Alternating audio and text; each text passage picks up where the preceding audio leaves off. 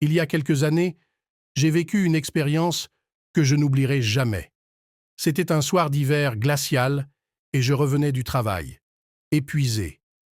Je venais de déménager dans une vieille maison, dans un quartier tranquille de ma ville. Ce soir-là, j'ai décidé de me faire une tasse de thé et de lire un livre pour me détendre avant de dormir.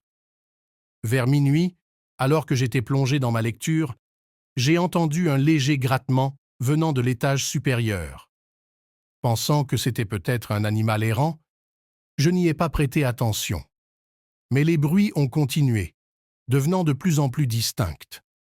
On aurait dit des pas, lents et hésitants. Pris de curiosité et un peu d'inquiétude, j'ai décidé de monter pour vérifier. Chaque marche que je franchissais semblait amplifiée par le silence de la maison.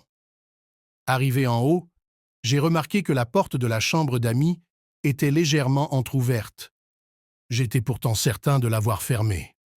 En poussant la porte, j'ai découvert avec horreur une silhouette sombre debout près de la fenêtre. Mon cœur battait la chamade.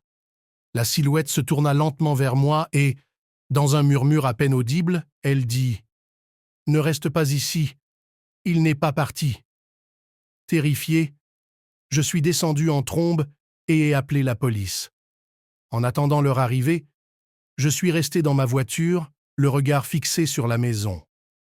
Les policiers ont fouillé toute la maison sans rien trouver. Ils ont conclu qu'il n'y avait personne. Le lendemain, en parlant avec les voisins, j'ai appris qu'un ancien locataire avait disparu mystérieusement des années auparavant.